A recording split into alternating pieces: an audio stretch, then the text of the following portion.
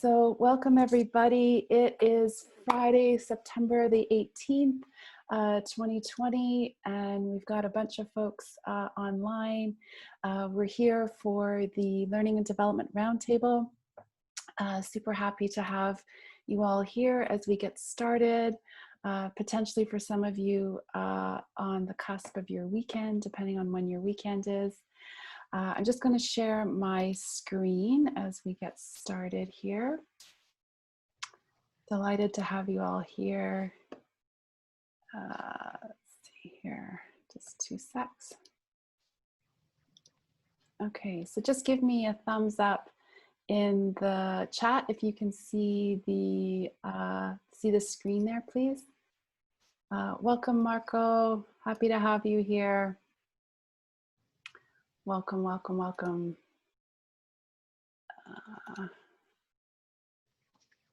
Okay, and just make sure that you're on mute there. Would be great. Okay, great, you can see the screen. Okay, so you made it, you made it. You managed to clear the decks and potentially get your cats, like I did, out of my office so I'm not interrupted during the workshop, or your children focused on school, or your parents, or whatever your situation is. I'm just so delighted that you made it here and you're able to clear the decks for this workshop on Leave No One Behind, 4 inclusive, accessible steps to teaching workshops. And by the way, this works no matter if you are teaching online, in person. These tools are if you are doing a webinar or a conference, it doesn't matter. These tools apply for anything. So welcome, Marianne, welcome, Natasha, welcome, welcome. So happy that you're here. So let's dive in.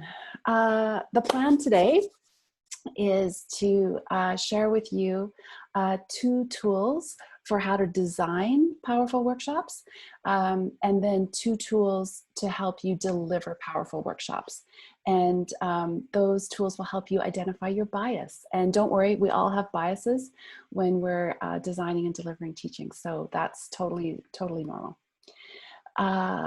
Welcome to everyone who's just joining. And also, you're going to find out the link between Starfish and Wonder Woman, and we'll practice with that. So that's our plan for today. A little bit about me. I'm your host, Leanne Reagan.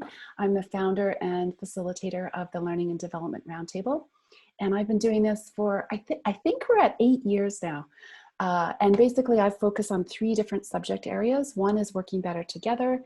So I design and deliver workshops all to do with team building, communication, conflict resolution, creativity, collaboration, change management, all things that start with C. I also teach workshops on tech tools, and I also teach workshops on training of trainers. So working with folks like you who are subject matter experts and looking to design really interesting and powerful and engaging workshops. So that's a bit about me. Welcome, Faith. Welcome, Lisa, just joining us. So your turn. Please put in the chat, where are you coming to us from? Where are you physically right now? And you can choose to say a city or the particular room in your home, if you are, however you want to describe, where are you coming to us from? We've got, okay, oh, Malcolm, hi, good morning, Malcolm, so nice to see you here again. So we've got Juan from Geneva, we have Hilda from Kampala, Uganda, Andrea's in Nairobi, Jane is in Nairobi in the dining room, great. Malcolm's in his bedroom, hey Malcolm. We've got Marianne from Geneva, we've got Benyaya, sorry if I'm pronouncing your name wrong, Nepal, oh my goodness, from Kathmandu, welcome, welcome. Winfred from Kitengela, oh, in Kenya. We have Confred from Nairobi, and Heather, Auckland, New Zealand, oh my goodness, welcome. Jose from Kuwait, we've got Natalia from Nairobi, Francois from Brussels, Natasha from Rodriguez Island, oh, Natasha, where is that? I'd love to know. Victoria from Ghana, hey Victoria. Who else do we have here? Marco's in his room in France, bienvenue. Elisa is from Paris, also bienvenue. and Judy is from Nairobi, and Natasha in the Indian Ocean. Oh, so delighted you're here. Welcome, welcome. And let me know, is this your first roundtable, or how many roundtables have you been to? Feel free to put that in the chat. Would love to hear. Natasha's saying we're located in the Indian Ocean, some 500 kilometers away from the Republic of Mauritius. Oh, I've been to Mauritius. Okay. Victoria, it's your first one. Welcome, welcome. Heather's your first one. Oh, lots of folks. It's your first one. Second for Juan and Hilda. Fifth for who said fifth there? For Jane. Awesome. Welcome, Jane. Great. Okay. And Malcolm's saying fifth, I think, but lost count. Well, if it's your fifth or first or somewhere more than that or in between, know that you are super, super welcome. And I'm sure that it has taken some energy and some effort to clear the decks. So just to help you get focused and help you feel welcome, please feel free to unmute yourself. And on the count of 3, please say hello and welcome in your first language. And if you have more than one first language, then feel free to pick one. So on the count of 3, unmute yourself and feel free to say hello and welcome in your first language. So unmute yourself, everybody. Welcome to Mac, who's just joining us. Okay, so habari na karibu. habari. Okay, here we go. So 1. So for people who are just joining us, we're unmuting ourselves, and on the count of 3, we're saying welcome. We're saying hello and welcome in your first language. Okay, 1, 2, 3, go. Welcome. Hello. Na karibu. Oh, that's awesome. Okay, so feel free to mute yourself again, and in whatever language, just know that you're super welcome to be here. Just a couple more really quick things as we dive in. For those of you who are UN staff, this counts towards your UN mandated training. So in the agenda, there is a attendance sheet link, and I'll put that link at the end of the workshop, so it's easily accessible for you. So make sure that you click on that link and fill that in. It's the equivalent of the paper sheet that you would fill in if you were doing a face-to-face in-person workshop, and that's how you get credit for this towards your UN mandated training. And make sure that you fill in that attendance sheet today, please. Dorcas is joining us. Welcome, Dorcas. And also know that that all of the resources, so the PowerPoint, I'm going to give you some links to surveys, the recording, the audio recording, the visual recording.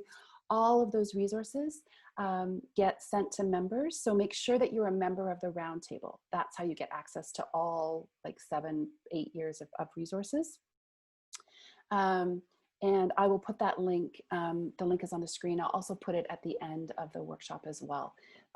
So you can join and then you get access to all those resources, and you always will get the monthly invitations. And know that signing up for an individual meeting is, oops, sorry folks, what happened here? Is a little bit different than being a member. So when you sign up to be a member, that's different from signing up for an individual meeting. So this is what the screen looks like a little bit when you're signing up for the individual meetings, when you're RSVPing. Okay, just a tiny bit more housekeeping. So our next meeting, mark your calendars now, is October 23rd. And I'm going to do a really fun workshop on some tech tools to help with engagement. So some really, some simple, easy tools that you can help to make your online events, your webinars, your workshops, your meetings, all of those kinds of things really fun and engaging. And I'm always looking for suggestions for topics. So please put in the chat or email me.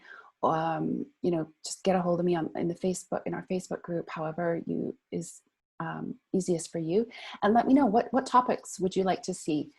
So pop that in the chat, etc. What topics are you interested in? And then November 20th, just to give you a really early heads up, know that we will be coming to you at a different time. So I've had some emails, some lovely emails from UN folks from around the world saying, hey, we really want to participate, but 10 a.m. East Africa time zone is not very convenient. So I'm going to play around with a different time in November. So I'll give you lots of heads up notice for that. And I'll do my best to make that convenient as much as I can for the different time zones. Okay, so so here we go. So this is all about learning, being part of our community, our Learning Development Roundtable, which I'm so grateful that you're here, and making sure that everybody has a seat at the table so that the learning that we're creating and we work so hard to create and deliver is really accessible and inclusive. So once again, how we're going to do that is I'm going to share with you 2 tools to design powerful learning, powerful workshops. And again, those apply. It doesn't matter if you're doing it online, in person, if it's for 50 people or 500 people or 5 people. All of these tools apply to all of those formats. And then we'll look at 2 tools to deliver powerful learning, and you'll find out your bias in learning and teaching, because we tend to teach how we like to learn. And I'm going to show you the link between Starfish and Wonder Woman. So that's on our map today.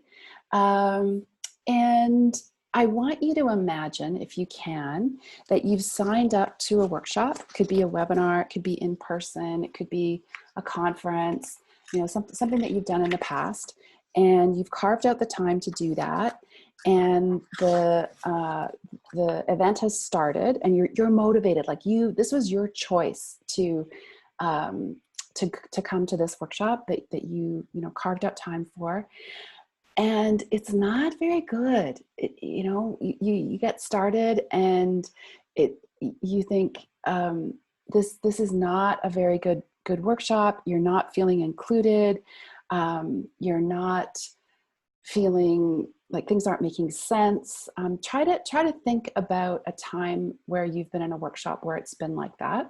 And I'm going to ask you for a little bit of information in the chat in a second. But in the meantime, I thought I'd give you an example from my life. And this is a true example. And I think I've used this in the past in a different roundtable. So some of you may have heard this before, but it's probably new to most of you. So I had signed up for this workshop on how to be a coach, and not a coach like a business coach, but this was like a sports coach. And I was really stretching myself. This was a very, this was a really big deal for me. I was not in my comfort zone. And there was a lot of people in the workshop, and I was really nervous. And as we're sitting in it was like a theater, we're sitting in this theater, the instructor says, I don't want to see you with your hands in your pockets. And if I catch you with your hands in your pockets, you're going to have to do 10 push-ups in front of everyone. My brain freaked out. I thought, I don't know if I can do 10 push-ups, and I certainly don't want to do them in front of this huge group of people. Like, that would be super embarrassing. So I spent the weekend, it was a weekend training, most of the time thinking to myself, where are your hands? Where are your hands? Don't put your hands in your pockets. Where are your hands? Where are they? Okay, don't put them in their pockets. Where are they? Are they, don't put, no, they're near your pockets. Get them away from your pockets. So suffice it to say, I didn't learn very much. It was difficult. It was embarrassing. And having your hands in your pockets has nothing to do with coaching. So it wasn't even a related thing, but it was very much a technique based on shaming and embarrassing people. So I'd love to hear from you, and feel free to put this in the chat. Was there a time where you felt left out, you felt excluded, you felt overwhelmed in a workshop? And just give us a little, a little tiny bit of detail, like what happened in the workshop where you weren't learning, like you felt like your learning was really blocked. So feel free to put that example, just a little bit of an example in the chat. An example of when your learning was blocked. Could be the instructor embarrassed you. It could be anything. Could be that content was super, super, super difficult. You didn't understand it.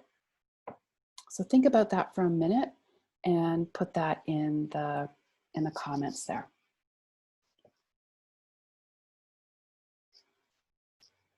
So any examples? For those of you just joining, I've asked folks to think about when they took a webinar or a conference or a meeting and you just felt really left out. You felt excluded, you felt overwhelmed. Any examples in the chat? Maybe they're too painful to share. Anybody at all?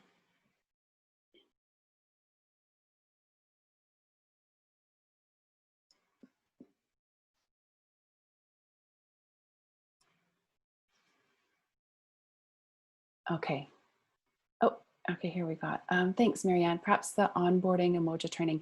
The acronyms, acronyms, that's such a good one. The acronyms and the tech language felt like a completely different language to me. It was often lost. Yes, acronyms are a really interesting beast because when you understand an acronym, it's a way of feeling part of a group because it's shorthand. But if you don't understand the acronym, it's a very, very powerful way of excluding learners. Yeah, Marianne, that's a great example. Juan saying, oh, and by the way, so for the future selves who might be looking at this video later on, I'm reading from the chat, which is also saved. So you can go back to the chat and take a look if you're interested.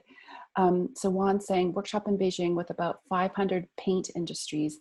Meeting went well, but translation from English to Chinese did not help. And the distance from the public was a challenge. Oh yes. So the time it takes for translation and also the mental energy that it takes if you're not working in your first language. Welcome, Natalia and Solène. So happy to have you here. We're talking about a time when we didn't feel included in our learning, and people are giving examples in the chat. So yes, that's a great example. Welcome, Melissa. Hilda saying, I attended a webinar and they asked us if we had any questions. Several people reached out with questions, including myself, but I felt bad that they skipped my question. So for the subsequent ones, I reserved my questions. Oh, I'm so sorry that happened. And by the way, if I ever miss anyone's question, feel free to ask it again, for sure, for sure. Yeah, the initial reaction to our behavior has a huge impact on our future behavior. So if a question doesn't get answered the first time, oftentimes we won't ask again. Welcome, Irene. Welcome, Melissa. Thank you for coming. Saifatu, I hope I'm saying your name right. Feel free to correct me in the chat. It says, I attended a workshop for 3 hours. After about 2 hours, I found it hard to follow. Yes. By the way, 3 hours is my max for not having a break. So 3 hours and up, I always give breaks. Natalia's saying, sorry, I got kicked out of the meeting, internet unstable. That can be, so I'll pay you later, Natalia. That's a really good example, actually, of breaking down learning, right? If we're using technology and we're having trouble with it. I was part of a webinar one time and we were supposed to, there was all these pictures of chairs and we were supposed to pick a chair and drag it into the circle and write our name on it. You think I could get my mouse on that chair? Like it just, and it took me, I don't know, 10 minutes. And finally, I got my chair dragged into the circle. But when I wrote my name appeared like across the entire screen. So I was super embarrassed and frustrated and my learning was completely blocked. And also, sorry, your screen name, Guichi, I think that's probably first and last name there. During a training on risk management and clearly understanding the basics on which the principle is based was difficult. Yeah, so sometimes it's an issue of scaffolding. If we don't understand the beginning point of the workshop or the webinar, etc., then it's really, really hard to go forward. If the instructor overestimates or underestimates, it can be either way. Then learning can be blocked. Okay, these are great examples. Thanks everyone for sharing. I appreciate that. What I'd love for you to do now is I'm going to give you some other specific examples. And if any of these relate to you, if any of these you remember feeling this way, then please put that number in the chat. Okay, so I'll give you an example. In a workshop, have you ever felt that the content was too lecture-based? So number 1. It was just lecture, lecture, lecture, lecture. Yeah, yeah, you know, yap, yap, yap, yap. So if you can remember an instance like that, put the number 1 down. And also please make note, just grab a pen or on your tablet or your phone. Remember which numbers you're writing down. This is going to be important. So remember which numbers you're going to be, you're writing down. Okay, so we've got lots of number ones. Okay, how about, has anyone ever felt that the content pushed you to take action before you knew what you were doing? So the instructor like wanted you to do something and you're like, wait a minute, that's too early. Like, I don't know how to do that thing yet. You're pushing me too fast. Okay, so we've got lots of 2s coming. And again, just a reminder, make a note to yourself, because I'm going to give you a bunch of numbers here, which numbers you're writing down, because that's important. Okay, number 3, has anyone, your learning was blocked because there was nothing to look at? There was no pictures, there was no PowerPoint, there was no handouts, there was no images, there was no charts or graphs, or, you know, and you felt to yourself like, oh, this is just not a good situation. So make a note to yourself as well as in the chat of number 3, if that's a case for you. Okay, number 4, there was nothing to do. Like, it was just like, you know, it was just like lecture, or it was just very, very, very, very passive. So if that's the case for you, put number 4 in the chat and write that down for yourself. Or potentially the instructor droned on and on and on. Maybe you didn't like their tone of voice, or maybe they were talking really, really quickly, or like there was something about, you know, there was something about how the instructor was speaking that you were just like, I can't even pay attention because my learning is just stalled. So that's number 5. Number 6, something happened with the instructor and the learners had to take care of the instructor. So maybe the instructor got stuck on some technology, or they were trying to explain something and they actually didn't really know what they were talking about, and the learners in the classroom knew more than the instructor. Okay, so that's number 6. Again, take note of the ones you're writing down. Number 7, the power dynamics were off. So for example, one guy, one man took the entire stage and just talked and talked and talked, like one learner. There was something where, you know, the power dynamics were just really, really, really off. It was either really, you know, snooty and not accessible, or something about the power dynamics was off. Or the last one, when the instructor gave examples, you couldn't relate to any of them. So the examples, maybe they were, you know, had lots of acronyms, or if they were showing people, the people didn't look like you, or something was off culturally. Like there was just no match there. Okay, so at least one person has put down at least one of each of those numbers. So what we're doing here is I'm kind of categorizing some learning roadblocks, right? And these are the things that really get in the way of learning. So if you imagine we've got all these pathways into our brain, and if those pathways are blocked, it's really hard to get the learning in to our brains. It's hard to get the learning to stay there, and it's hard to get the learning out in terms of actually doing something. So when we look at the world of learning and development, so designing and delivering really engaging, powerful learning, many people make the mistake that there's only one piece of that puzzle, and that piece is the subject matter expertise, right? So if I'm teaching a workshop on risk management, then I need to be an expert on risk management. I need to know a lot about risk management, which is true. However, there are 2 other really important parts to that puzzle. One is instructional design. So how do we create the learning? How do we design the training? And then the other one is, how do we deliver the training? How do we teach? How do we facilitate? How do we coach? And in those examples that I gave you, can you figure out which of those puzzle pieces were missing? Because there was one that I didn't include at all. Any guesses which one it was?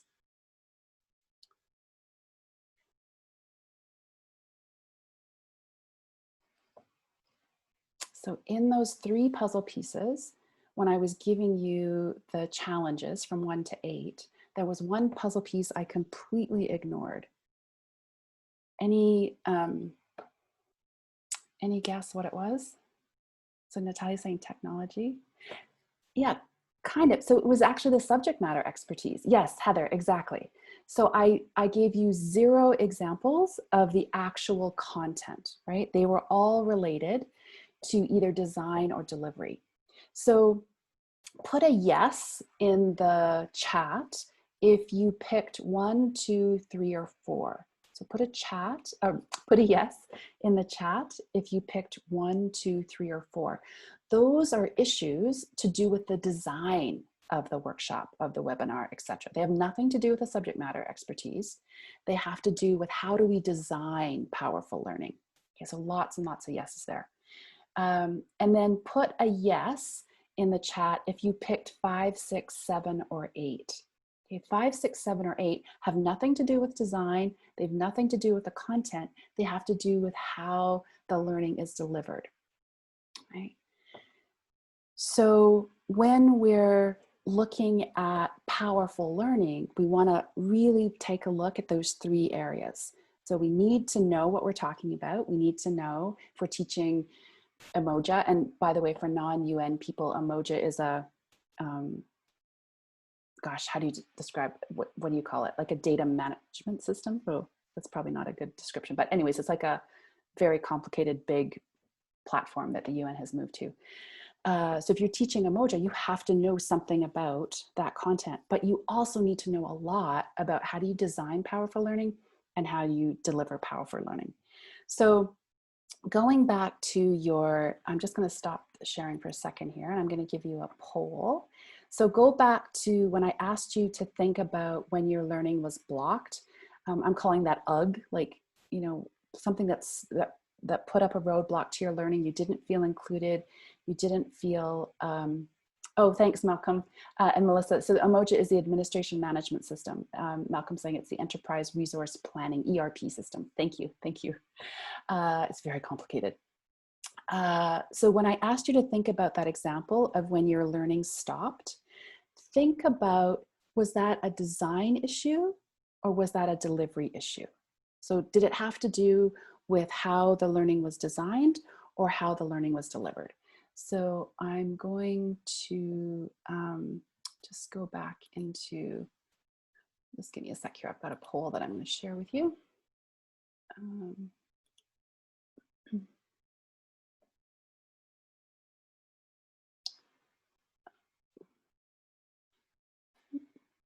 Sorry, folks, it's just taking a sec here.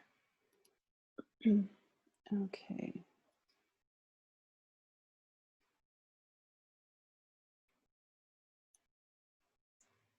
Okay, so just give me a thumbs up in the chat if you can see the poll. Just let me know that you can see the poll on the screen there. Great. Okay, thanks, Natalia. Thanks, Malcolm. Okay, so when you thought of that workshop, that webinar, etc., that blocked your learning, was it a content issue? Like, was it that the instructor didn't know enough about the subject? Was it how the learning was designed, or how was the learning delivered? So just take a second there.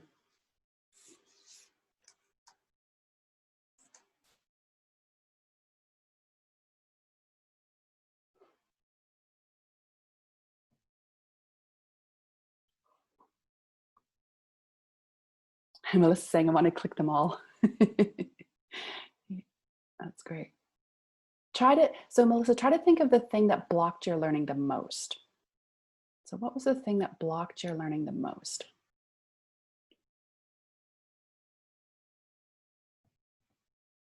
Okay, anyone else want to vote?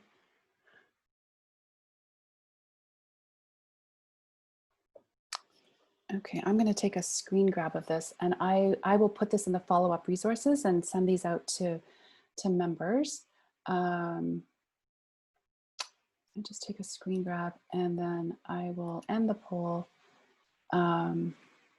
Okay, so this is really, really, really common. Notice how few people, here, sorry, let me just share the results here. Okay, so just give me a thumbs up or a yes in the chat if you can see the results now. Can you see the results? Great. So notice, I mean, we spend so much time focusing on content, but notice only 2 people or 6% clicked content. So that doesn't mean that content's not important. You can't really do anything unless you know your stuff. But what's more important, what more frequently blocks learning is either delivery issues. So more than 61% of people said that it was a delivery issue. So how was the content delivered?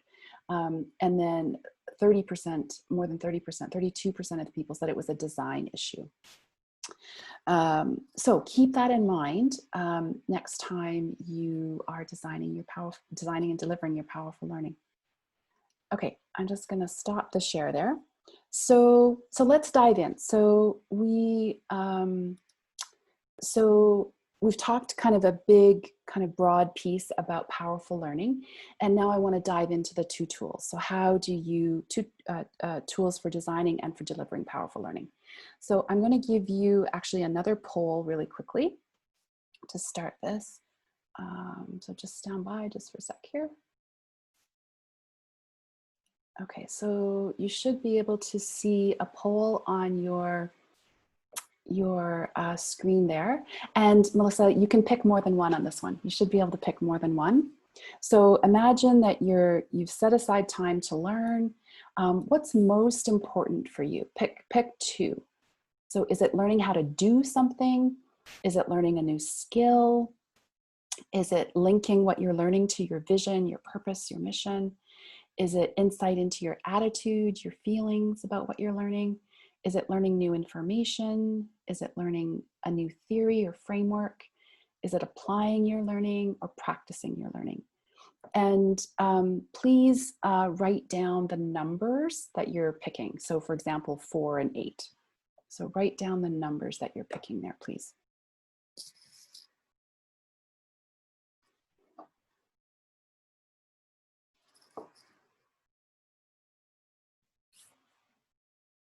So you're setting out to learn something new.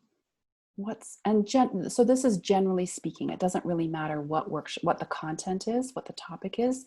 These 2 things. Oh, Esther's saying, please pull it up again. It should be on the screen. Esther, can you see the poll? So folks are saying 3 and 8, 7 and 8. Oh, I see. If you closed it, then you can't see. Okay, so when I end the poll, I'll share the results and then you should be able to see the numbers then. So keep track of your numbers if you haven't, and then when I end the poll, you can see your number in case you didn't write it down. Okay, so we've got there's a lot of variance here. This is great. This is great, which is super important for this next tool to know. So what I'm getting at right now is your preference. Victoria, can you pick 3? I think I put a maximum of 3. So yeah, try, see what happens if you pick 3. That's a good question. Because the interesting thing when we're designing learning is we tend to design how we like to learn. We have a hidden bias, a hidden preference there. Okay, so I'm going to end the poll now. Okay, I'll just give you just 2 more seconds here in case anyone hasn't.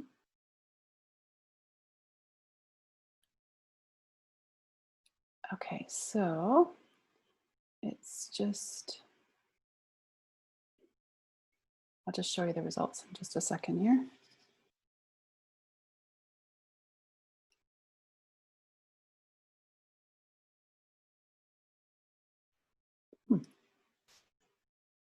So I've ended the poll, but it's not giving me the option to share it with you. It sometimes just takes a second. Okay, I'm not sure why it's taking so long. It usually comes up right away. So I'm just going to read these out because I know some folks didn't write down the numbers. So number 1 was learning how to do something. Number 2 was learning a new skill. Number 3 was linking your learning to your vision, your purpose, your mission. Number 4 was attitude and feelings. So linking your learning to your attitude and feelings. Number 5 was new information. Number 6 was theory and framework. Number 7 was applying your learning. And number 8 was practicing what you learned. Okay. Natasha has to leave. Oh, no worries. As long as you are a member of the roundtable, Natasha, you will get all of the resources. So just make sure you sign up to be a member, and you'll get all the recordings, all the PowerPoint deck, everything. Okay, that's very strange. I don't know why it won't let me share the results with you. Let me just try to, here, I know what I'll do. Okay, so I'm sharing my entire screen, just temporary. I know it's a bit of a mess, sorry, but that's the only way I can, well, actually, hang on. Well, I know how I can do this. Just a second.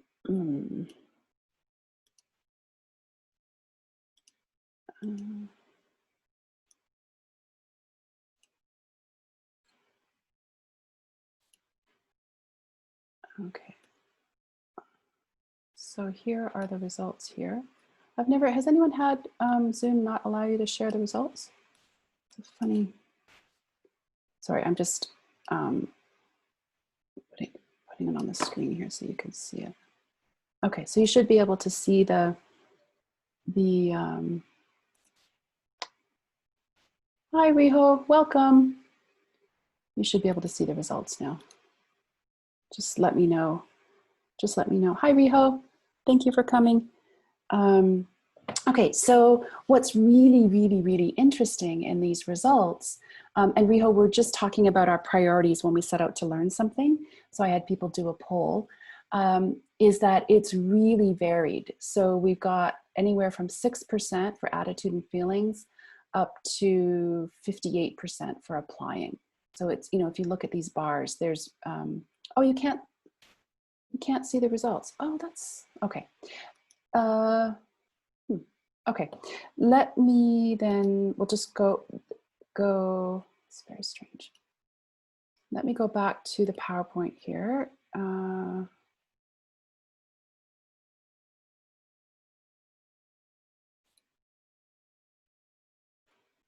Sorry, folks, let me just get back on the, okay.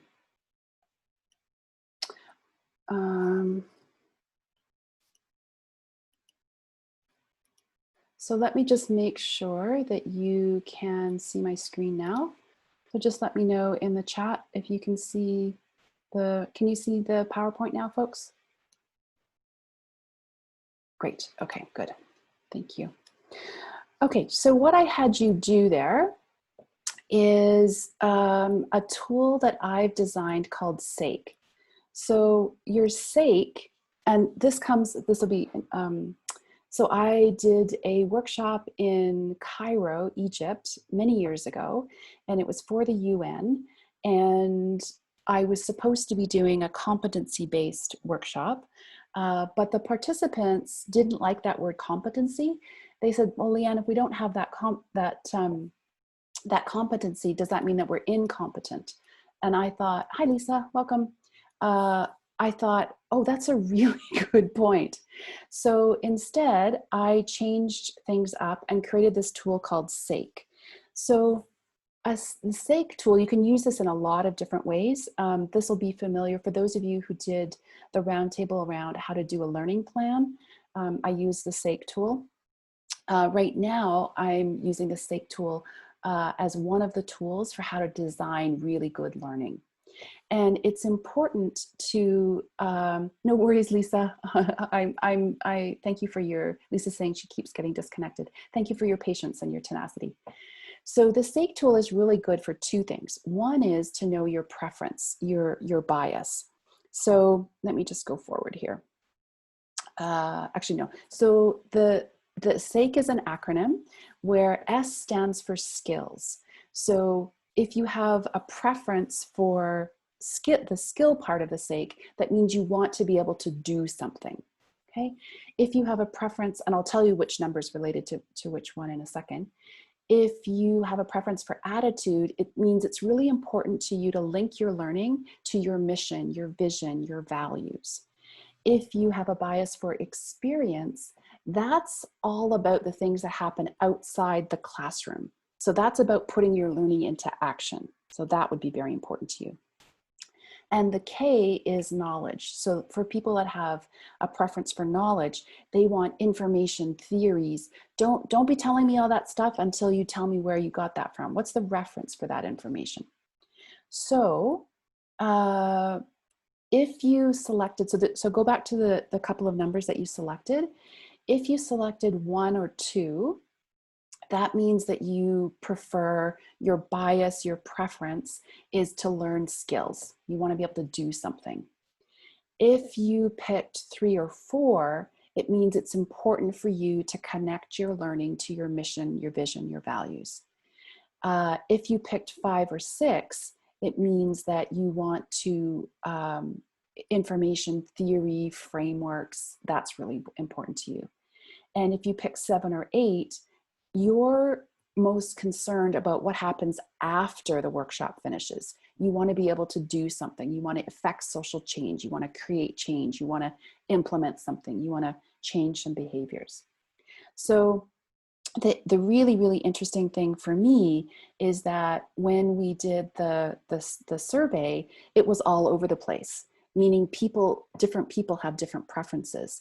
And if we're not careful, for example, if you have a bias towards skills, then if you're not careful, you might exclude learners by designing a workshop that is too skill-based. There's not enough knowledge before people are asked to do something, or it's not connected to a vision, a mission, a value. It's not necessarily meaningful. Some folks on the call, where I was on a call with yesterday, we're talking about integrity. So if someone's designing an integrity workshop, there's a big difference between me being called and motivated to want to create a workplace that is dignified and inclusive and safe for people, versus that's just something I've got to check. I just got to check that box because HR is asking me to do that. Right? So we want to make sure to get that attitude piece in there so it's meaningful. Okay, does that make sense? Do you have questions, comments about that? Any questions or comments about the S.A.K.E tool?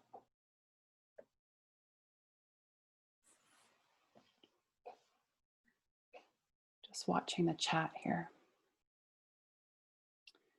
Some common questions I get is, does the S and the A and the K and the E, does that all have to be equal?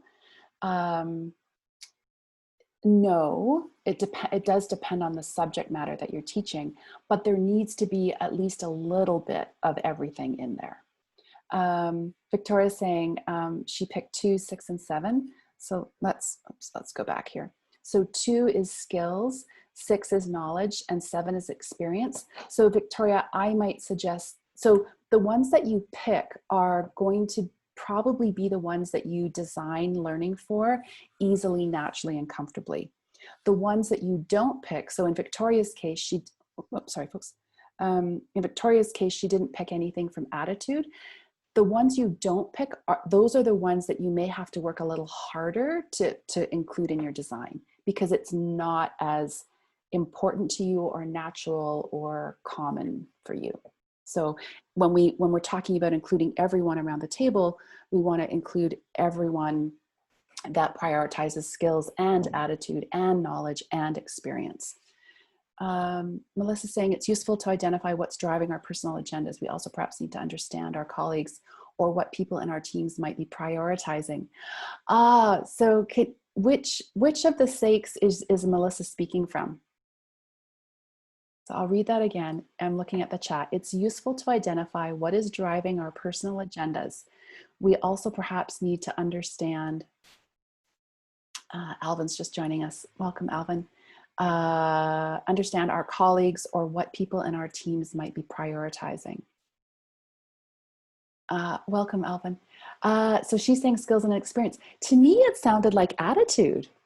You know, it's like motivation and where are people coming from, and you know, so yeah, that's a great example of just making sure that you hit all four of those things.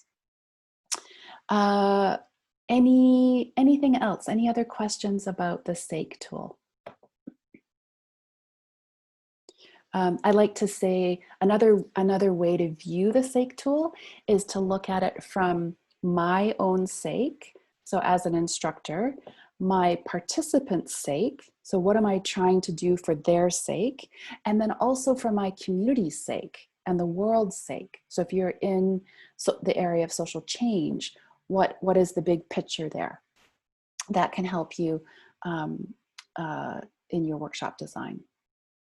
And when you're brainstorming, you can actually even map. So when you think of, if you're designing a new workshop, write down all the things you want to teach and then go back and map them. And you might say, oh my goodness, this is 99% skills. I don't have any attitude or any knowledge there. I got to back up.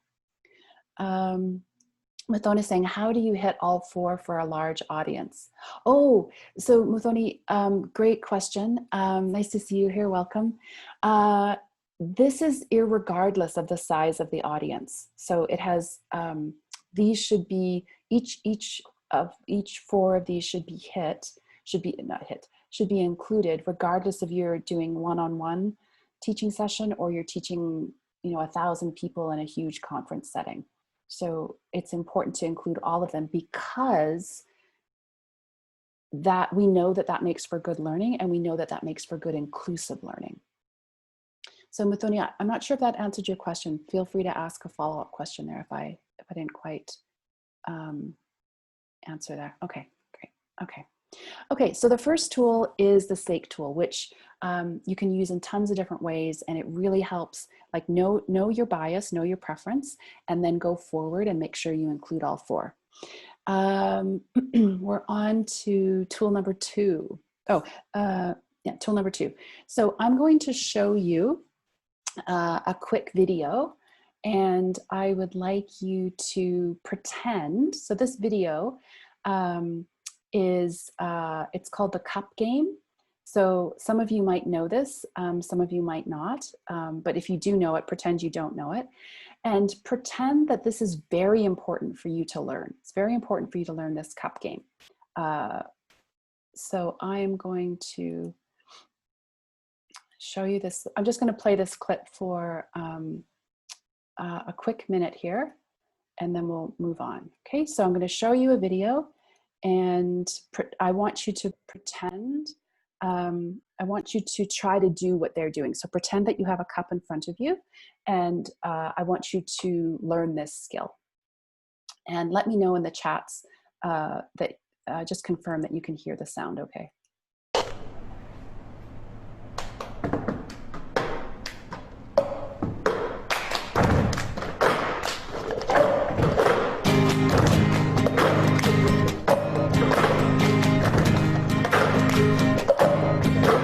I got my ticket for the long way round.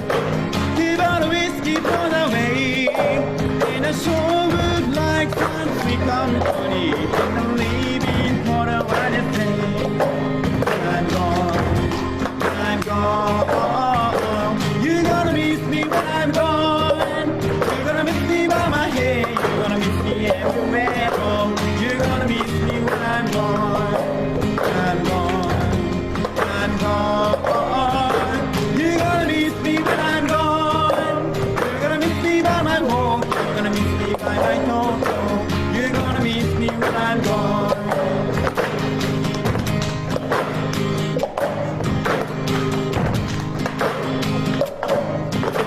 I got my ticket for the long way round. The one with free and views. It's come out to it's gonna river. It's gonna sign to keep a shame. But a show will be clear with you. When I'm gone, you're gonna miss me when I'm gone. You're gonna miss me by my walk. You're gonna miss me by my talk.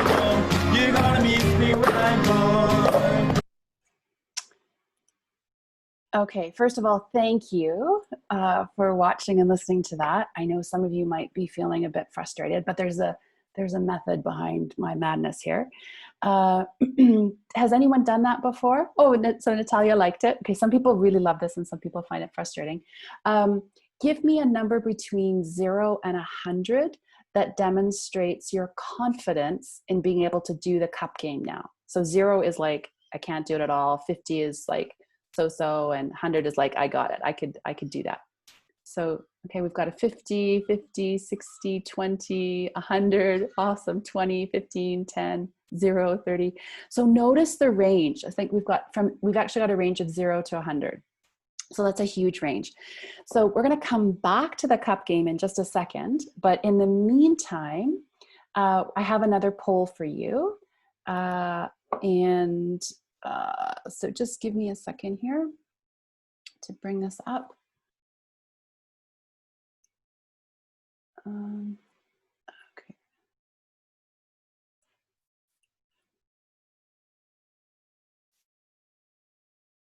Okay, so in this poll, it's really important that you answer these questions and you write down the letter that you're answering. So for number 1, when operating new equipment for the first time, I prefer to A, read the instructions, B, listen to or ask for an explanation, or C, have a go at it, trial and error. So answer it in the poll, but also jot down the letter that you answered in front of you so you can come back to it, because those letters will be important later on. And with Tony, I can clap. That's great, Hilda. Okay, so go ahead and start answering the questions. There's a number of questions there. And again, make sure, so you can put your answer in the chat, but you don't need to. Make sure you write it down so you can come back and see it. So answer it in the poll and write it down beside you. So go ahead and answer those questions now. So number 1, you're picking A, B, or C.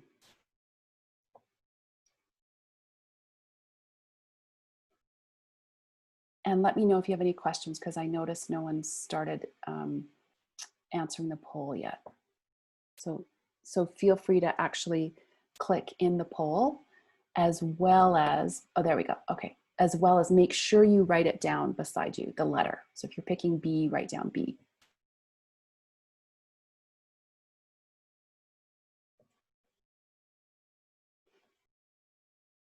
So go ahead, everyone, and fill in those answers there.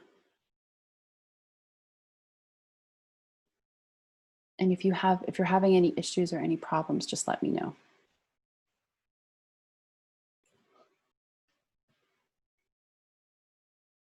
But this is saying hard to pick. Yeah, just go with your gut, Melissa. If some of them are, you know, you want to pick one or the other. Just try to go with the one that you think calls to you the most.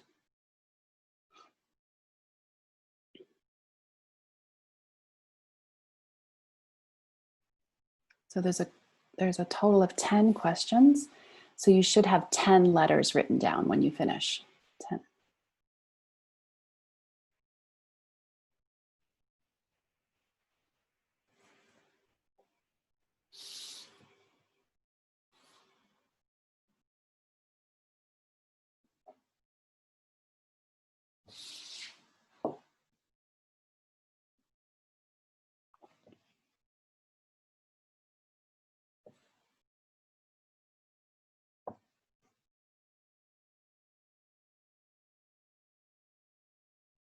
So you're doing great. We've had 18 people have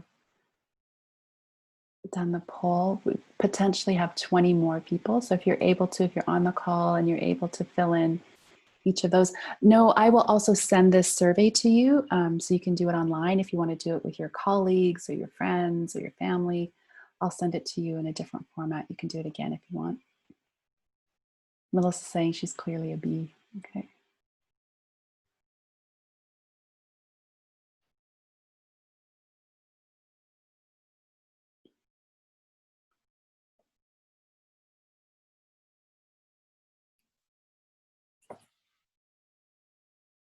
Okay, and if you want to, you can put your answers in the chat. It's up to you. Some folks are doing that, which is great. Some people pick the same, they're very clearly one letter continuously. Others are very, very mixed.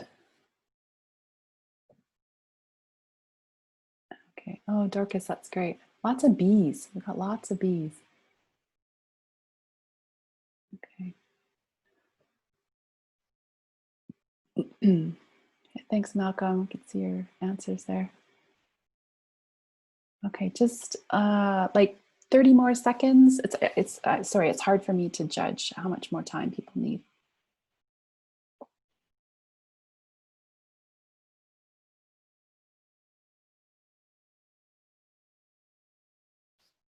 So I'll give you like 30 more seconds, but I'll also give you a warning because I don't want to shut it off when someone's mid. I'm saying voting, but you're not voting, you're selecting, polling. Hilda's got some C's in there. Okay.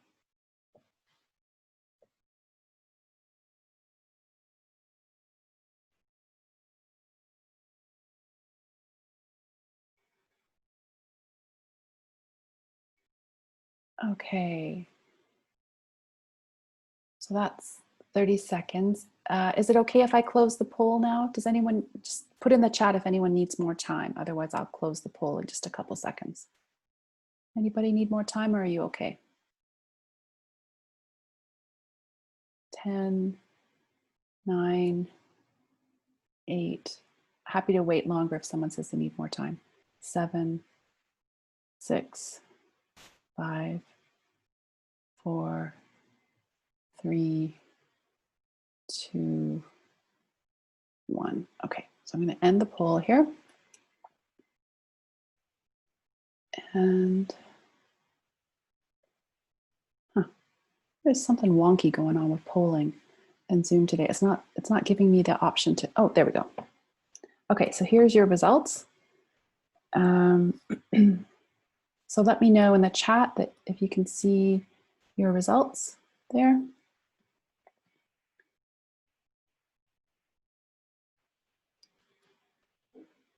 Can you see the results okay, folks? I'm just, so there's, okay, great. And this isn't going to mean anything to you yet, unless you've done this before, but I'll just give you a quick look here. And again, in the, so can you see I'm scrolling down now? So I'm on questions 5, 6, and 7. Can you see them? Oh, really? Oh, that's interesting. Okay, so I'm scrolling down, but it wasn't. Oh, Natalia, so you folks can scroll. Oh, that's good to know. Thanks, Natalia. I haven't actually done a multi-question poll in Zoom before, so that's a really, really good thing to know. So feel free to find the scroll button there. And I'm just doing screen grabs here. By the way, for people who use Zoom, Zoom does download the results, but it doesn't collate them. It's just like hard data, so it's not very user-friendly. Okay, so I'm going to stop sharing there and I'm going to go back and we're going to figure out what this all means. Oops. Okay, so have your letters handy beside you there. Okay, so this is some information. And by the way, folks, if you can just let me know that you can see the PowerPoint again. Are you okay? Can you see the PowerPoint? Thanks, Esther. Okay, great. So this is a learning preference survey.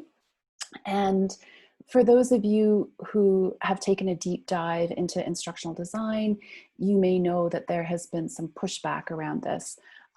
I firmly believe that the more we can design our learning in different ways, the more we are able to get that information into our participants' brains, to get it to stay there, and then get it to come out in terms of behavior and action.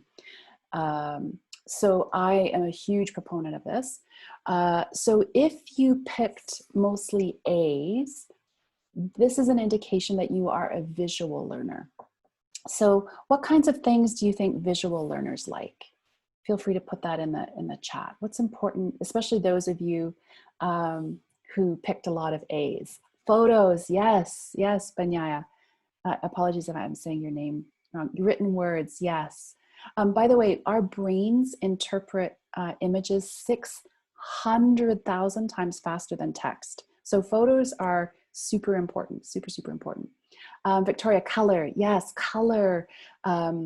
Video, oh, video is an interesting one. Yes, so yes, definitely videos. Videos are good for other reasons as well.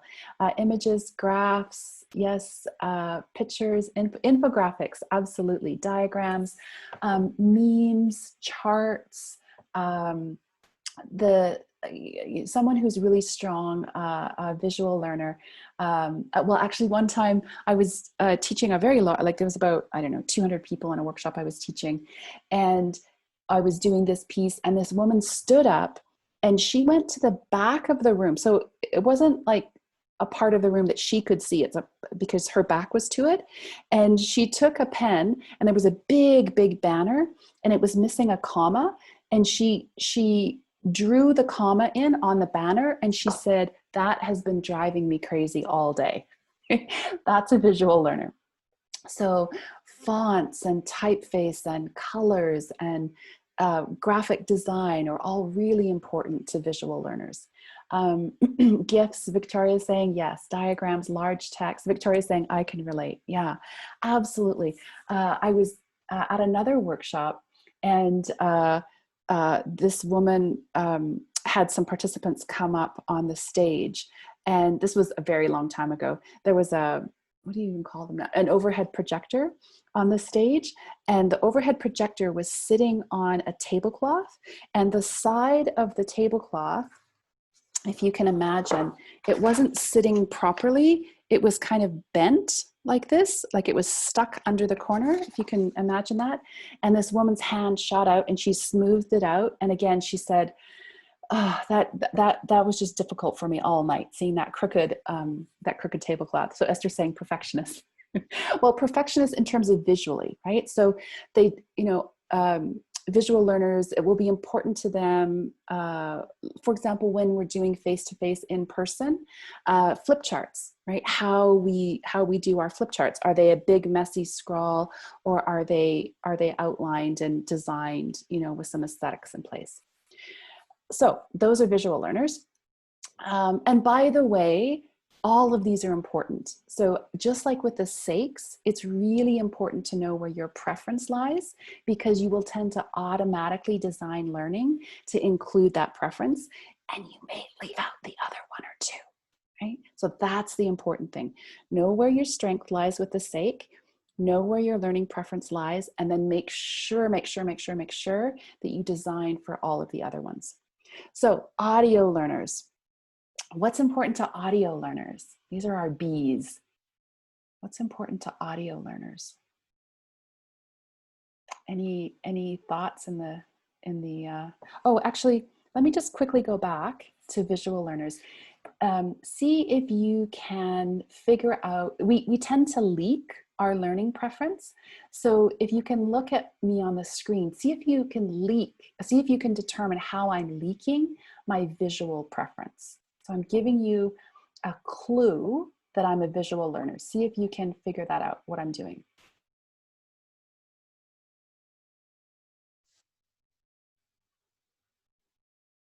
Any guesses? Can you see what I'm doing?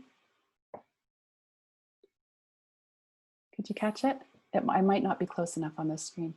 Oh, so Binyana is saying, I'm thinking, yeah, Hilda, I'm looking out. So where might I be looking? So yes, I was not looking at the screen. I was not looking at you. I was looking up. Why, as a visual learner, why on earth would I not be looking at you? If I'm visual, why might I be looking up? Hilda and Binyana, you're very close. I'm looking out, I'm thinking, what else could I be doing? I'm a visual learner, so any guesses? I'm thinking of something. Yes, I'm creating it in my mind. I'm visualizing. So visual learners love, or they can be drawn to guided visualizations. You're walking down a forest path. Imagine your bare feet. You're on a beautiful mossy ground. There's a babbling brook where the water is flowing over moss-covered stones. Visual learners will absolutely have those images in their head. They can absolutely see it. It's so close. Yes, Kuchi, yeah, so my mind, absolutely. Donna's just joining us. Okay, so yeah, so potentially dreamers, yeah, potentially. So people can mistake, so sometimes visual learners are just off and doing their own thing. Times they can be seen, welcome Donna, they can be seen as not paying attention when they're actually super paying attention. They're just visualizing what you're saying, right? So they're absolutely there with you. Okay, our Bs, so audio learners, and some of you had asked, answer my question. So clear communication, clear verbal communication, yes, Hilda. Malcolm, podcasts, yes.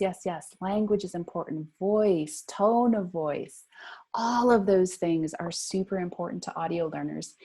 And you've all made an assumption about audio learners there. Can you think about something super important to an audio learner that we haven't captured in those things there? This is a very common assumption that people make. Oh, rhythm, yeah, absolutely, Victoria. Rhythm, tone of voice, pace, all of that. Dorcas, I'm not sure what you mean by memory. Interpretation, language, all those things are important, yeah.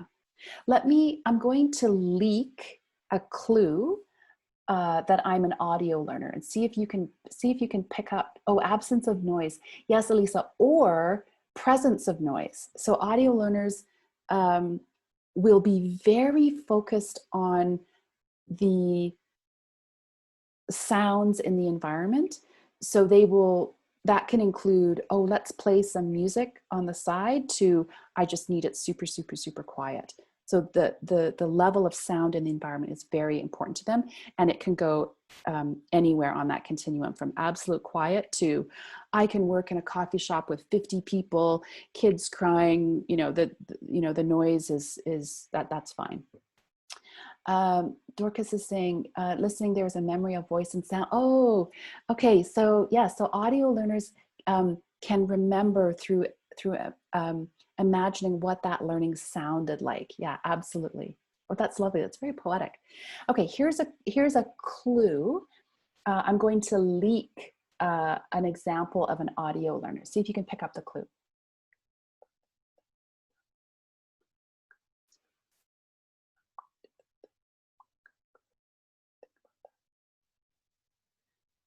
Lip reading, repeat. Yeah, so sometimes people assume that audio learners only want to hear others speak, okay? But audio learners often need to hear themselves speak. So when we're designing powerful learning, how can we give people the option to speak, to talk, to mull things over, right? And sometimes audio learners can be annoying to other learners because they're talking, right? They're actually working on getting that information into their brain, but they can frustrate other learners. Like, why won't that person be quiet, right? When that's their process of learning. So when we're designing learning, we want to make sure to include the visual learners, and we want to make sure to include audio learners, and to know where your preference is and make sure that you include the. Okay, and then the final one here is our C's. So C's are kinesthetic, just as a fancy word for doing, right? So kinesthetic learners need to do something. So what will be important to kinesthetic learners? Feel free to jot down some ideas in the chat there. So involvement, yes, yeah, absolutely. Clear examples, Victoria. Yeah, so if you mean clear examples where I can do something, I can practice something, then yes.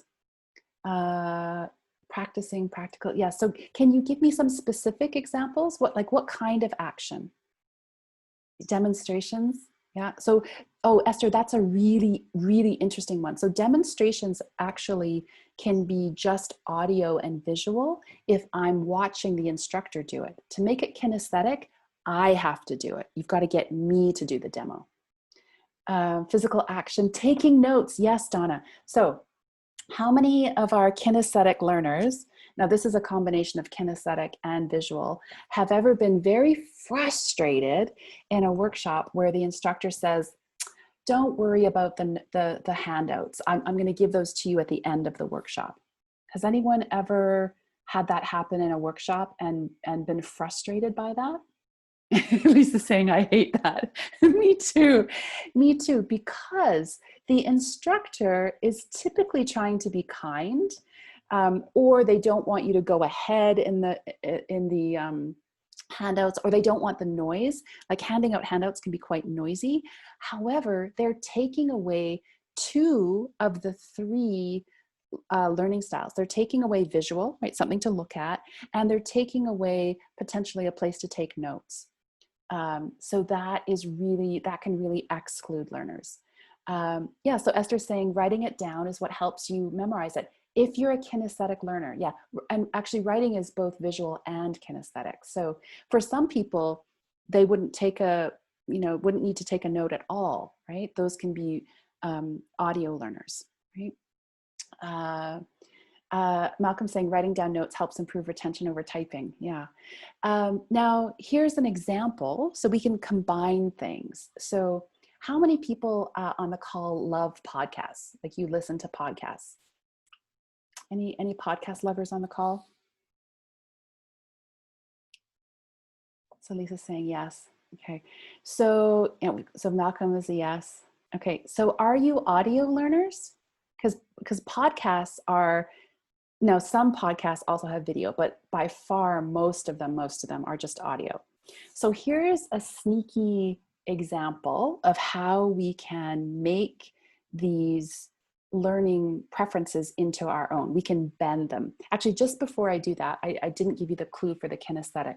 So here's the clue that I'm a kinesthetic learner. Let's see if you can see what I'm doing.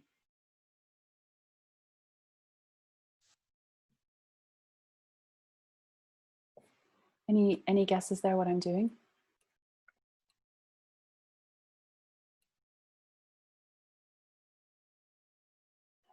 Mentally writing. Oh, so mentally would potentially be visually. So actually, I'm just moving. That's all I'm doing, right? I'm nodding my head, right? I'm welcome, Hilda. I'm just moving, right? So just the mere act, like kinesthetic learners can often wiggle their knee, bounce their foot. If they're trying to remember a list of items, 1, 2, 3, like they'll physically move their bodies. Yeah, Malcolm, so doodling. Yeah, I could have been doodling. So even though the task may not be kinesthetic, we tend to bend those tasks to our own learning preference. We don't know that we're doing that unless you're in a workshop like this. So let me give you an example of how I bend the learning for myself. So audio is my worst learning preference. If you were giving me a workshop and you took away the notes, I couldn't take notes, and there was nothing to look at, and there was just talking, I would have a very hard time. It would just be really difficult for me to, not impossible, but it'd just be harder for me to get that information into my head. So here I am, not a strong audio learner, but I love podcasts. So how do I listen to podcasts? I do art. So in COVID, I've taught myself how to cross stitch. So I'll put a podcast on while I'm doing my cross stitching or while I'm driving. And just the act of being able to move my body lets that information get into my head much, much, much easier. So when you're thinking of all 3 of these, when you're designing, for powerful learning, think about what's your preference, what's your bias. Are you audio, visual, kinesthetic? And we can often have two. So for example, for me, I'm visual and kinesthetic. Those are my two strongest. So know your preference, know your bias, and then make sure, because you will design to your preferences automatically. That's where your strength is, probably. You'll do that probably without thinking. Then make sure you bring in the other one or two. Right? Any questions about that? Anything not making sense there?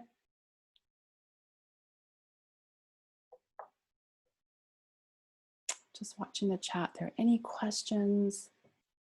We've gone over two tools now, the S.A.K.E tool and the audiovisual kinesthetic learning preferences.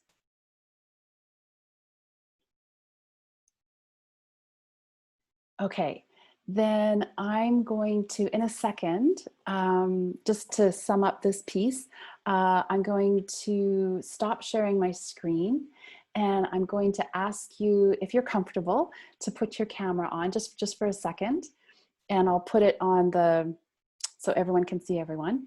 And if you are a kinesthetic learner, I want you to stand up. So if you got mostly, what was kinesthetic? C, got mostly C's, then in a second, stand up and just shake your booty. If you are an audio learner, so audio were mostly B's, then unmute yourself and say, heck yeah. Okay, so if you're an audio learner, unmute yourself and say, heck yeah. And if you are a visual learner, so visual learners were A, if you're mostly A, then make face. Okay, any questions on that? Have you got your instruction? You know what thing you're gonna do? Okay, so I'm gonna stop sharing here. I'm gonna go to gallery view. Okay, so if you can, oh, Melissa, repeat. Okay, so if you got mostly A's, then put your camera on and make a face at the count of 3, okay? If you got mostly B's, that's audio, then unmute yourself and say, heck yeah. And if you got mostly C's, that's kinesthetic, then stand up and shake your booty, okay? So feel free to unmute, to put your camera on if you're comfortable. And for audio people, unmute yourself. Okay, and we're gonna go at the count of 3. Unfortunately, I can't get everyone on the screen at the same time. Okay, so on the count of 3, let's hear the audio, see the visual, and yeah, and see the kinesthetic. Okay, 1, 2, 3, go! Yeah. Heck yeah. Heck yeah. Oh, that's awesome. That's awesome. Okay. So, well done. Well done. Okay. Feel free to mute yourself again. You can turn your cameras off. Okay. And we will continue. I had fun thinking of that because, you know, COVID is such an interesting time. I'm doing a ton of virtual team building now with clients. Yeah, to how to get in this audio, visual, and kinesthetic online. Welcome, Salama. Okay, so welcome, Salama. We've done 2 tools for design, pardon me. So let's dive into the 2 tools for delivery. Okay. Okay. So this might be a surprising tool for you. My first tool for powerful delivery is actually self-care. And I know that might be really surprising for some people, but when we are, oh, sorry, Juan, I'm just seeing that you sent a picture. He's saying, sorry, still in his pajamas. Yeah, so yeah, that's lovely. I love how you, what's the word, adapted there. Good for you. Okay, so we've done the 2 tools for powerful design, the S.A.K.E and the learning preference, the audio, visual, and kinesthetic. Now we're going to jump into 2 tools for powerful delivery. And the first one is self-care. So as you may have experienced, designing really great learning takes a very long time. And it's really tiring because you're really trying to think, okay, where's my bias? How can I make sure everyone's included, et cetera, et cetera, et cetera. So I strongly suggest that you have a self-care toolkit. And what do I mean by that? I mean, have things when you're delivering training really close by that can help you be the best that you can be so that you can focus on your learners. Now, I'm going to give you a ton of examples, and I would love to hear your examples. And some of these examples won't apply to you because of allergies or where you are in the world. I mean, the important thing is that you customize it for yourself. So when I'm teaching in person, I will bring different kinds of aromatherapy with me. So lavender is a good one. Sometimes I'm working with clients who I'm doing some conflict resolution with them, and there's a lot of conflict in the room and people are, very upset. And lavender, I'll just maybe put a little bit on my temples or a little bit on my wrist. And it just helps me, just be a little bit more calm. And so I can really, really focus on my participants. Sometimes despite I might not have had a good sleep. So welcome Akin and Monica. I might bring some peppermint with me and put, again, a little bit of peppermint on my wrists or my temples. It helps me, have a little bit more energy.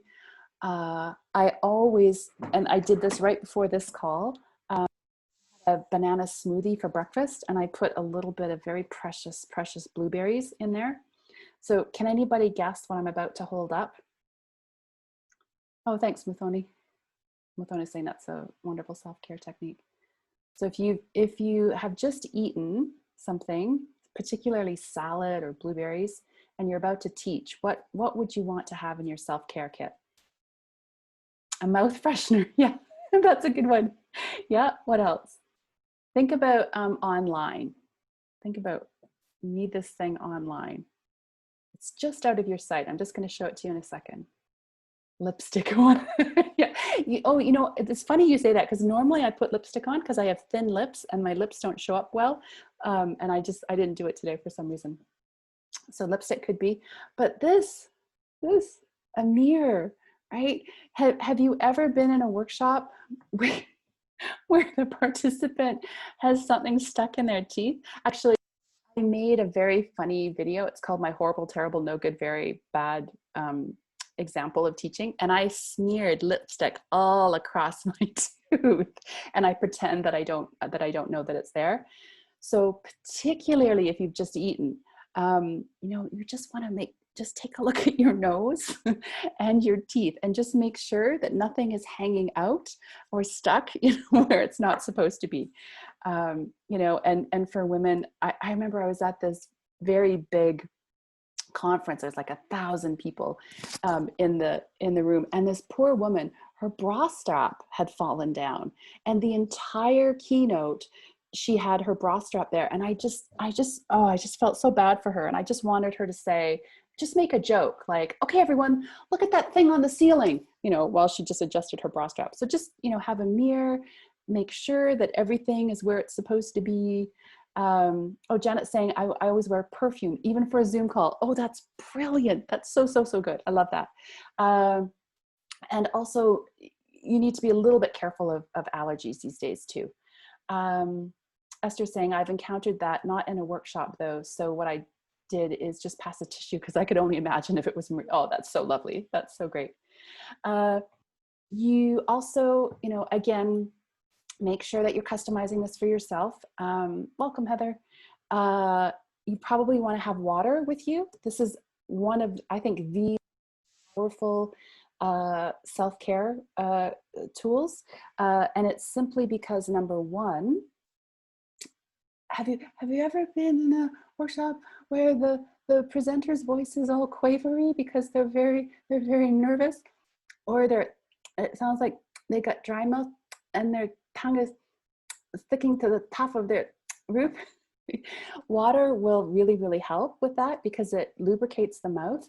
It also, just by the virtue of swallowing, so these are public speaking self-care tips. Just by the virtue of swallowing, you're helping those vocal cords relax.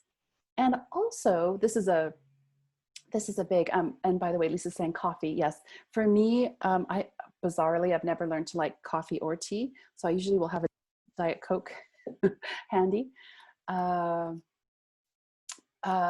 Also, if you are in a situation where participants there's a power and privilege imbalance.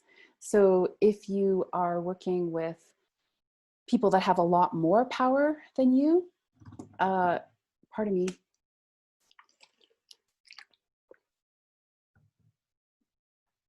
Just the act of taking a sip of water and then putting it down can help you gather your thoughts.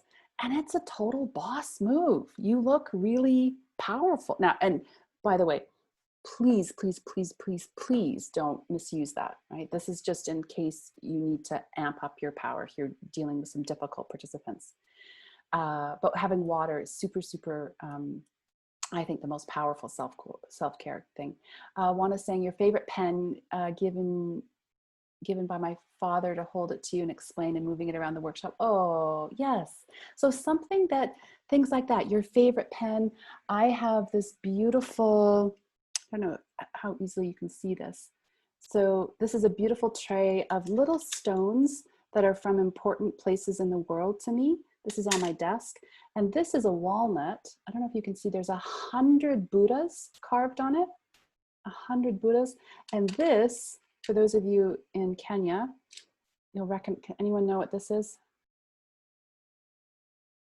Anyone figure out which, you recognize this feather? Someone's saying an egg. Yeah, yes, exactly, Natalie. It's a guinea fowl feather. I've had some difficult times recently I had a move, there was a fire, there was a flood, there was theft, there was, so I pretend, and I adapted this from the Learning and Development Roundtable with Emmanuel Jal, which happened last month, I think. So I pretend that I have a guinea fowl in front of me, and one way to relax is to exhale longer than you inhale. So to exhale, if you're nervous, public speaking, exhale longer than you inhale. So if I'm upset or uptight about something, I just pretend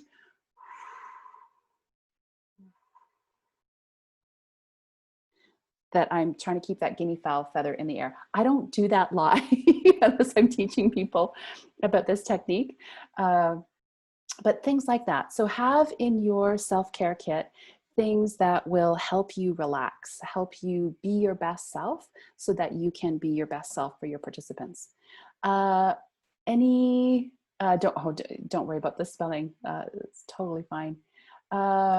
Esther saying another time I got a random request to put a cameras on, so I'm always ready to go on, like officially dressed. Or yes, there's tons of examples online now of people not realizing that they can be seen from the waist down and they've just got their underwear on or something like that. Hilda saying a key tool for me is prayer. Always before I start, it relaxes me. Yes, prayer, meditation. Notice how some of these things are physical, having a mirror, and some of them are mindset. So create, a beautiful self-care kit for you that really, really fits you and your needs. Anything else? Any other examples? Some people, it's a good luck charm. Some people, when they're really, really nervous public speaking, have something that they can, like a worry stone that they can just hold out of sight and just, it feels nice to hold on to, and they can do that out of sight. In public, make sure, if you're in real life, make sure that your pockets aren't full of change. This happens with men a lot. I see, they're jingling their change and they don't know it, and it's making noise. Glass of water, absolutely, Irene. Yeah. Okay. Any other things? Any other examples? Oh, Malcolm's saying, we've got a bunch here. Hilda's saying, I also use music sometimes, absolutely, during intervals. Yeah, I have a Learning and Development Roundtable playlist on Spotify that I can just really easily and quickly go to. Malcolm's saying, hold a paper clip and twist it around your fingers, cleaning your glasses. Nice. And Victoria's saying, oh my God, a presenter actually split his trousers during a workshop because of change in his pockets. Yeah, and you know, these things are going to happen. I once went to a workshop and I didn't realize till like an hour in, I was wearing two different shoes. Now, to my credit, they were similar in color and style, but I was traveling. I couldn't even, like, I wasn't nowhere near, you know, get it. You know, I just made a joke about it, right? Because participants will notice, and they will notice how you react to your gaffe, how you react to your mistake. Okay, anything else? Just checking the time here.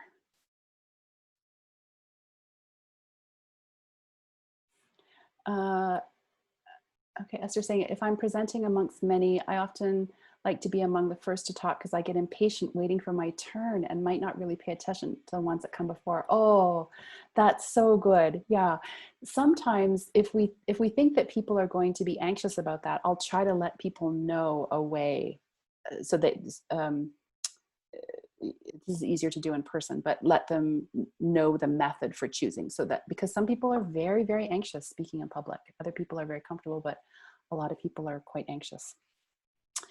Okay, I have a funny request for you now. We're going to shift into the second and last tool. And this has to do with Starfish and Wonder Women.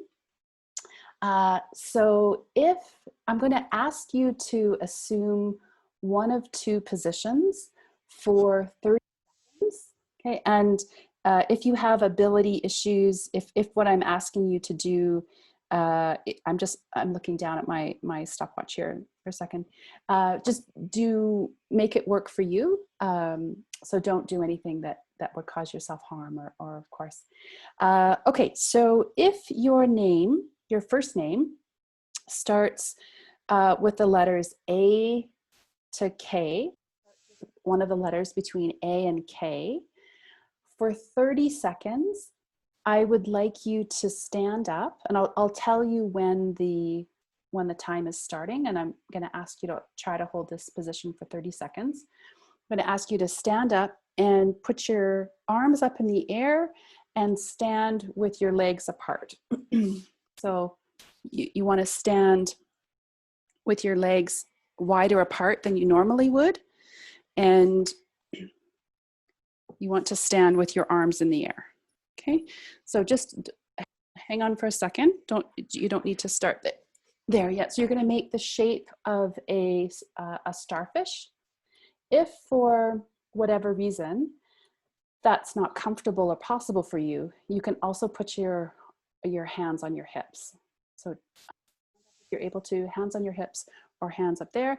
If your first name, so don't do that yet, we'll just wait a second until I say go. The first name starts with the letter L to Z. I'd like you to make yourself as small as possible for 30 seconds. So you're going to put your head down into your lap. You're going to put your arms around yourself, and you're just going to make yourself as small as you can. So just while you're thinking about that, I noticed, oh, sorry, I thought there was a new comment. Okay, so any questions other than why the heck are you asking us to do this, Leanne?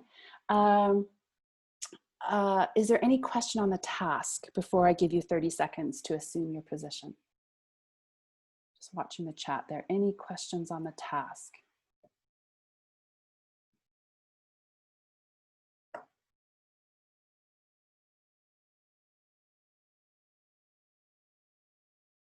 Okay, then I'm going to say go.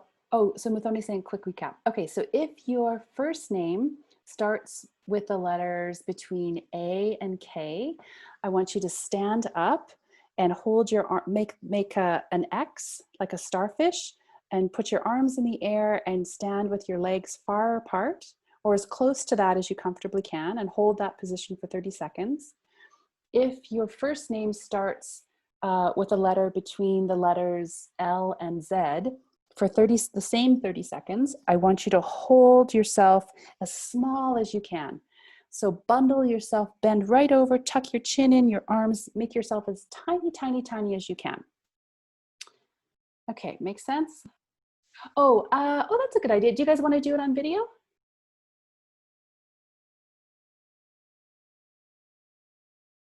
That's okay. I'll stop sharing. If you want to put your video on, you're welcome to do that. And if you don't want to, then don't feel like you have to. Okay. On your mark. It's not a race, but on your mark, get set. Remember, 30 seconds. Go. Assume your position, please. Either a starfish or a tiny, tiny, tiny ball. Way to go, Janet. I can see you. And Hilda, look at those big smiles. Okay, and one. Oh, that's so great. That's so great. Okay, so either you're going to be a tiny, tiny, tiny ball or a big old beautiful starfish. Oh, I can see Esther. Great. Good, good, good. Okay. I'm gonna go a little bit past 30 seconds. Just try to hold that as long as you can. You're doing great. You look great.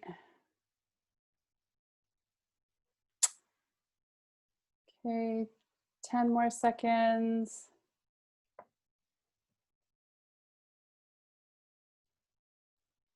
And 3, 2, 1, and stop. Okay, for those of you standing, stay standing if you can. I'm going to go back to sharing the screen here.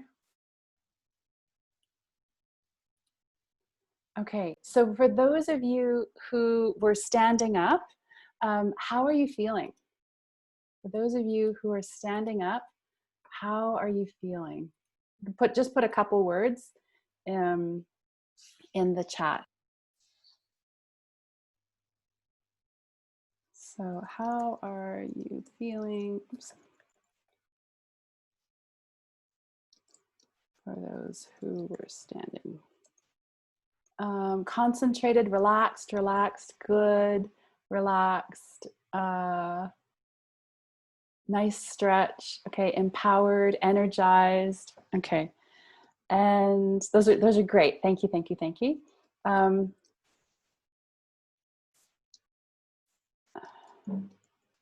And for those who made yourself really, really tiny, how are you feeling? For those of you who curled up into the tiniest ball that you could, constrained, says Monica, a bit reserved, okay, anyone else? Got bored, Lisa said. Thank you for your honesty. Yeah, when is this gonna be over? Malcolm saying limited, sleepy, Mathoni, okay. Awesome, awesome. So notice the differences between group A and group B. And when I do this in person, it's really remarkable. The group that was standing like this is loud. They're talking, they're animated, they're moving. The group that was really tiny tends to be very quiet, and they look very subdued and not very happy. This exercise is the second tool in in delivering powerful learning. So the first one was on self-care. This one is about dealing with power and privilege. So this is part of a really big topic of conversation. So this is just a tiny little taste of it. But basically, Amy Cuddy's research. So I'll put her name in the chat there. Amy Cuddy, C-U-D-D-Y. She's a really great TED Talk, which there was some, by the way, for those of you who are focused on this more in depth, there was some naysayers about her research, but it had to do with a control group, and I think her research still stands. I love it. I think it's incredibly powerful. And basically what she says is, if she was to test your saliva before you did one of those exercises, For those of you who are standing tall and big, your cortisol, your stress, one of your stress hormones would have gone down afterwards, and your testosterone level would have gone up. So she can measure that from the saliva. And it's the opposite for the people that are really, really small. So if you are really nervous about, or even just a bit nervous about public speaking, or maybe you're doing a new topic, it's a new format, maybe you're, doing all of those things, it's a new format and it's online for the first time for you, then I know it looks strange, but I really recommend going someplace private and holding that position for 60 seconds. You will actually change the biochemical nature of your hormones, and you'll feel like, notice the difference, as opposed to feeling reserved, bored, limited, sleepy, constrained. You will tend to feel relaxed, good, energized, active, etc. So it's a super, super, super simple method to use, and very powerful. And of course, you want to do this in private. You probably don't want to do this in front of your workshop participants. Like, what is this Mzungu woman doing? Like, what the heck is she doing? So you can use it to help you with nerves. You can also use it if you are working with a group where you need to either increase your power or bring your power down a bit. So if you are working with, for example, people who are equity seeking, people who have experienced a lot of oppression, they may be socioeconomically very poor, they've experienced a lot of trauma, etc. You may want to, during your workshop, not of course fold into a ball, but just make yourself a little bit smaller. That can help equalize temporarily a little bit of the power and privilege. If I'm working with vulnerable groups, I won't stand up as much. This is in person, and I won't stand necessarily at in the middle of the room. I'll stand off to or sit off to the side. This is if I'm trying to bring my power down. And conversely, if I need to amp my power up, if I'm working with people that have more money, more power, more experience, more prestige for whatever reason than I, then I will tend to stand up more during workshops, and I will make myself bigger. I will use my arms more. I'll just take up more space. Impeccably easy and incredibly powerful for tools.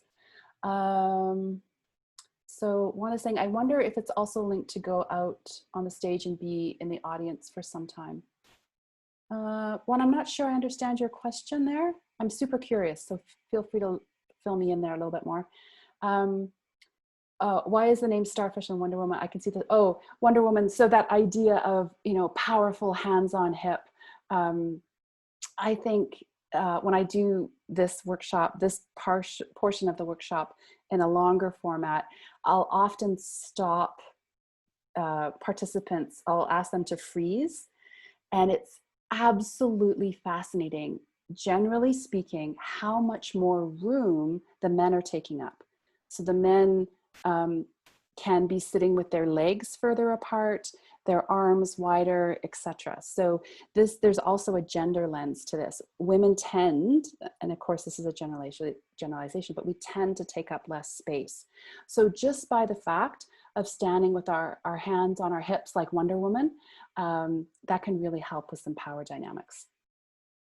Any comments, questions about that?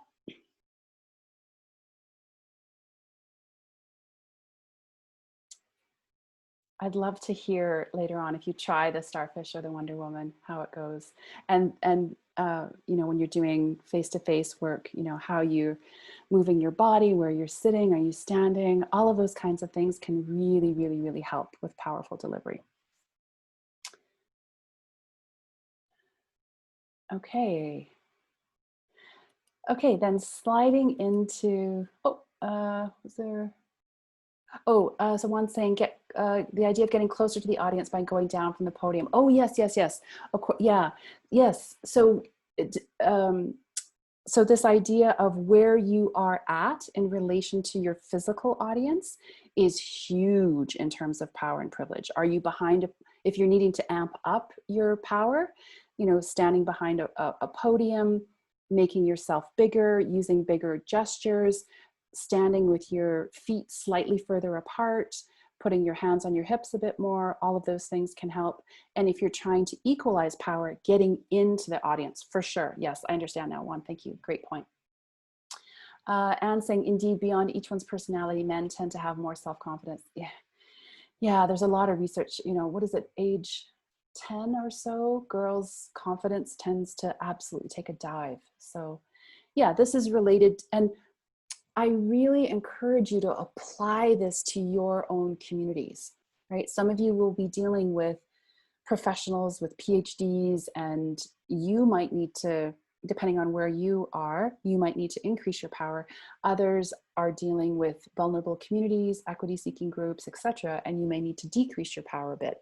And the same person, of course, depending, you know, if you're working with different audiences, one workshop you might need to amp your power up, and the next one you might need to bring it down a bit. So super powerful, super simple techniques, and enjoy using them. Okay, we have about 15 minutes left or so. As we slide into our closing now, I just really want to thank you for carving out time. Carving out time for learning is one of those, if you know the Stephen Covey time management things, it's really important, but it's often not urgent. And that's the hardest quadrant to get to. So thank you for carving out time to be here with us today. We covered a lot of ground. We talked about 2 tools to design powerful, inclusive workshops. That was the S.A.K.E tool, which is the skills, attitude, knowledge, and experience. And we also talked about learning preference, audio, visual, and kinesthetic. And we talked about how it's really important to know your bias or your preference in both of those, so that you'll know where you'll design with ease and grace and strength, and also where you might need to shine the light because you might otherwise ignore those spaces. And then we talked about 2 tips for, which is this idea of power and privilege, and playing with this idea of being a starfish, you know, Wonder Woman, and also the idea of self-care, and who doesn't need a lot of self-care these days.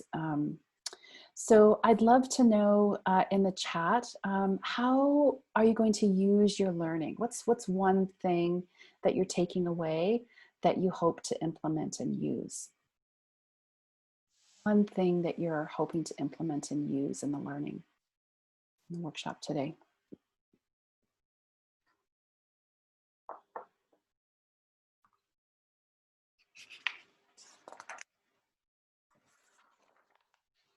The S.A.K.E tool.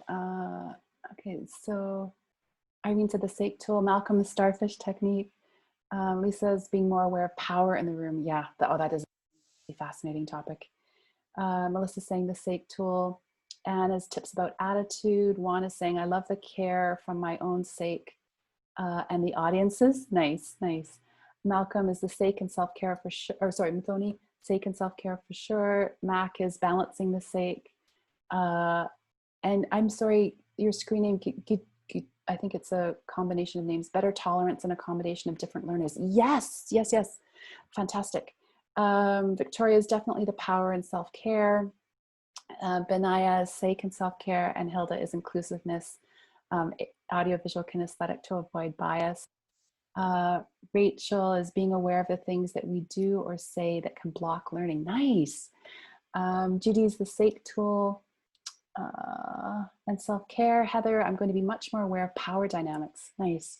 Juan is be a wonder man. That's great. Okay.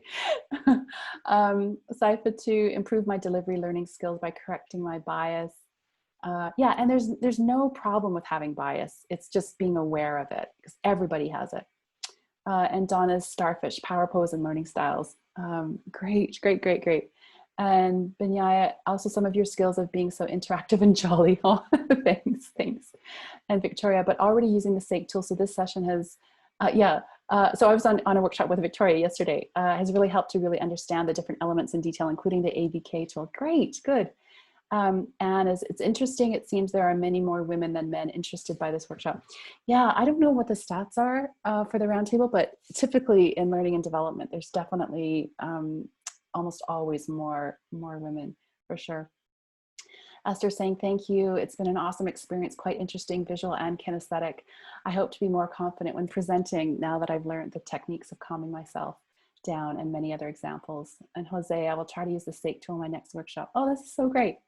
Fantastic. Okay, so as we move forward, if you are a UN staff person, once I stop recording, so just in a couple minutes at the top of the hour, I'll put these links in the chat. So it's important if you are a UN staff and you want to get credit for this training that you fill in the attendance sheet today. It's super simple. It's just ask for your name and a few other things.